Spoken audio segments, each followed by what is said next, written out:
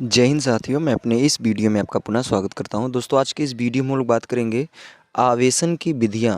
अंग्रेजी में कहते हैं मेथड्स ऑफ चार्जिंग। तो पहले हम लोग ये समझेंगे कि आवेशन क्या है। तो आवेशन अंग्रेजी में इसको कहते हैं चार्जिंग। नाम से ही पता चल रहा है। आपने शायद चार्जिंग शब्द कई बार सुना होगा। आप लोग अक्सर बोलते हैं घरों पे कि मोबाइल को चार्जिंग में लगाया है, बैटरी को चार्जिंग में लगाया है। तो एक्चुअली में वो कहना हम क्या चाहते हैं, हम ये कहना चाहते हैं कि बैटरी को चार्जिंग में लगाने का उद्देश्य ये है कि हम बैटरी को एनर्जी दे रहे हैं। तो यहाँ पे चार्जिंग का मतलब है कि किसी पदार्थ को एनर्जी देना। ठीक है। तो यहाँ पे आवेशन आवेशन का मतलब यही है। तो आवेशन की अगर हम परिभाषा देना चाहें तो हम कह सकते हैं कि किसी पदार्थ में आवेश या कह सकते हैं ऊर्जा उत्पन्न करना ही आवेशन कहलाता है। तो किसी पदार्थ में ऊर्जा का उत्पन्न करना या आवेश को उत्पन्न करना ही आवेशन कहलाता है। और आवेशन जो होता है ये इसलिए 3 तरीक़ों से हम कर सकते हैं। यानी अगर हम किसी पदार्थ को एनर्जी देना चाहते हैं या उसमें एनर्जी उत्पन्न करना चाहते हैं तो हम 3 तरह से एनर्जी को उत्पन्न कर सकते हैं। पहली इस विधि है इसमें घर्षण विधि। घर्षण विधि में ये होता है कि जब अगर मान लीजिए हमको किसी पदार्थ में एनर्जी मतलब जनरेट करना है तो हम क्या करें, उन जिन पदार्थों में एनर्जी जनरेट करना होता है उसको किसी दूसरे पदार्थ से हम रगड़ दें। तो अगर जब हम 2 पदार्थों को रगड़ते हैं तो उससे जो पदार्थ में एनर्जी आती है उस एनर्जी को हम लोग उस विधि को हम लोग कहते हैं घर्षण विधि। यानी जिस विधि से किसी पदार्थ में ऊर्जा रगड़ने से अगर प्राप्त होती है तो उस विधि को हम कहते हैं घर्षण विधि।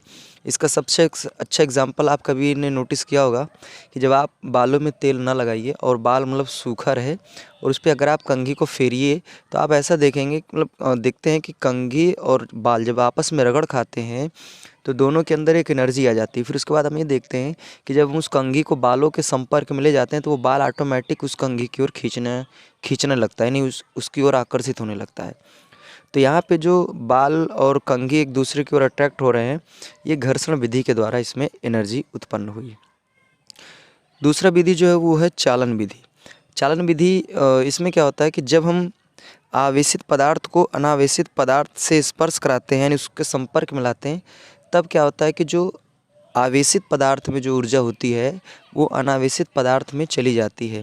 इस विधि को हम लोग कहते हैं चालन विधि। यानी कहने का मतलब ये है कि जब कोई अनावेशित पदार्थ, यानी अनावेशित का मतलब उसके पास एनर्जी नहीं है, चार्ज नहीं है, अगर हम उससे किसी चार्ज पदार्थ से हम कांटेक्ट करा देते हैं तो जो चार्ज पदार्थ होता है उसमें से जो एनर्जी होती है वो अनचार्ज वाले पदार्थ यानी जो चार्ज नहीं है उसमें चला जाता है। और इस विधि को ही कहते हैं चालन विधि। इसका सबसे सबसे अच्छा एग्जांपल है बैटरी चार्जिंग। जैसे आपने देखा होगा बैटरी को चार्जिंग में हम लोग लगाते हैं तो बैटरी जो होता है वो एक पदार्थ है जो कि वो डिस्चार्ज है यानी उसके अंदर चार्ज नहीं है। लेकिन जैसे उसको हम लोग चार्जर से मतलब कनेक्ट करते हैं तो चार्जर बिजली से कनेक्ट होने की वजह से उसके अंदर बहुत सारी एनर्जी होती है, जिसके कारण उस मतलब उसके पास एनर्जी होने की वजह से जब वो बैटरी से कनेक्ट करता है तो वो सारी एनर्जी उसमें ट्रांसफ़र करने लगता है। यानी कहने का मतलब चार्जर एक आवेशित पदार्थ है और बैटरी एक निरावेशित पदार्थ है। तो जब एक आवेशित पदार्थ किसी निरावेशित पदार्थ से संपर्क के बाद अगर उसके अंदर एनर्जी ट्रांसफ़र करती है तो इस विधि को कहते हैं चालन विधि। तीसरा नंबर है प्रेरण विधि।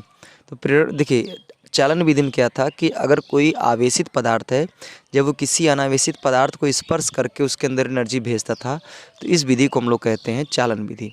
उसी तरह एक विधि और भी है, वो है प्रेरण विधि। प्रेरण विधि में क्या होता है कि अगर कोई आवेशित पदार्थ है और वो अनावेशित पदार्थ को बिना स्पर्श किए अगर उसके अंदर एनर्जी भेज देता है तो इस क्रिया को हम लोग कहते हैं प्रेरण विधि। अब इसका मैं एक एग्जांपल थोड़ा प्रैक्टिकल करके आपको दिखाता हूँ। देखिए हमने क्या किया कि यहाँ पे हमने कागज़ के कुछ छोटे छोटे मतलब टुकड़ों को हमने यहाँ पे तोड़ के रखा है। ठीक है। अब देखिए अभी क्या हो रहा है कि जैसे ये पेन है, इस पेन को हम इस कागज़ के पास ले जा रहे हैं तो ऐसे इसमें देख रहे हैं कि कागज़ में ऐसा कुछ भी मतलब हो नहीं रहा है कि कागज़ हिल डुल रहे हों। कागज़ जो है वो अपनी जगह पे पड़े हैं। अब हम करेंगे क्या, देखिए ये जो कागज़ है इसको हम नहीं रगड़ेंगे, हम इस पेन को अपने बालों से रगड़ेंगे। तो आइए हम देखिए अभी हम इस पेन को हम बालों से अपने रगड़ते हैं।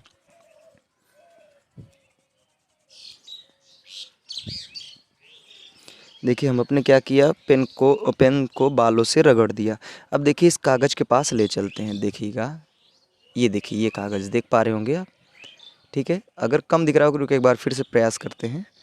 ये देखिए, ये देखिए, ये देखिए बाले इसमें क्या मतलब सॉरी कागज़ क्या हो इसमें, देखिए चिपक गया है। थोड़ा सा एक बार और प्रैक्टिकल आप करके दिखाते हैं आपको, थोड़ा सा रुकिए।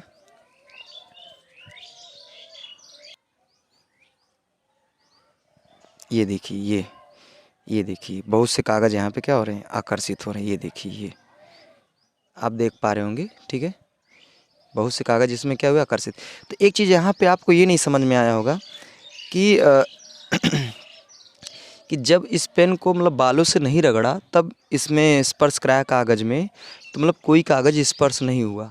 लेकिन जैसे हमने क्या कि इस पेन को बालों से रगड़ के स्पर्श कराया, मतलब इसके संपर्क में लाया, तो देखा कि जो कागज़ के जो टुकड़े थे वो इसकी ओर खींचने लगे। तो एक्चुअली में हुआ ये कि जब हम इस पेन को रगड़े तो ये पेन क्या हुई, आवेशित हो गई। अभी जो ये कागज़ थे इसमें तो आवेश थे नहीं, तो जैसे हमने क्या किया, आवेशित पदार्थ को जैसे निरावेशित पदार्थ के संपर्क में लाया, तो इस पेन में जो आवेश थे ये आवेश इस कागज़ में ट्रांसफ़र हो गए, जिसकी वजह से इन कागज़ों के अंदर एक एनर्जी आई और उसी एनर्जी की वजह से ये पेन की ओर मतलब पेन की ओर आकर्षित होने लगे। तो यहाँ पे ये देखा गया कि एक आवेशित पदार्थ को जब किसी निरावेशित पदार्थ को स्पर्श नहीं कराना है, उसको छूना नहीं है, बस उसके पास लेके जाना है, तो जो निरावेशित पदार्थ है उसमें ऑटोमेटिक एक एनर्जी जनरेट हो जाती है। अगर इस तरह से हम अगर किसी पदार्थ में एनर्जी जनरेट करते हैं बिना स्पर्श कराए, अगर उसके अंदर एनर्जी आती है, तो इसी विधि को हम लोग कहते हैं प्रेरण विधि। तो उम्मीद करूँगा दोस्तों आज की इस वीडियो में मैंने समझा कि आवेशन की विधियाँ कितनी हैं, आवेशन क्या है। तो एक बार जल्दी से रिवीजन कर लेते हैं हम लोग। आवेशन का मतलब ये होता है कि किसी पदार्थ के अंदर एनर्जी को जनरेट करने यानी उत्पन्न करना ही आवेशन कहलाता है। इसकी 3 विधियाँ हैं, घर्षण विधि, चालन विधि और प्रेरण विधि। तो घर्षण विधि में जैसे अगर किसी पदार्थ को हम रगड़ के अगर उसके अंदर एनर्जी लाते हैं तो वो घर्षण विधि होता है। चालन विधि का मतलब ये है कि जब कोई आवेशित पदार्थ यानी कोई चार्ज पदार्थ है और वो जो डिस्चार्ज पदार्थ है अगर उसको टच करता है, तो अगर उसके अंदर वो एनर्जी अगर चली जाती है तो इस विधि को चालन विधि कहते हैं। और प्रेरण विधि क्या है कि जब कोई चार्ज पदार्थ है यानी एनर्जी वाला पदार्थ है, अगर उसको बिना किसी एनर्जी वाले पदार्थ को बिना स्पर्श कराए अगर उसके अंदर एनर्जी भेजता है, तो इसी विधि को हम लोग कहते हैं प्रेरण विधि। तो उम्मीद करूँगा दोस्तों ये वीडियो आपके लिए काफ़ी हेल्पफुल रहा होगा। इसी तरह दोस्तों मिलेंगे अगले वीडियो में, तब तक के लिए जय हिंद, वंदे मातरम।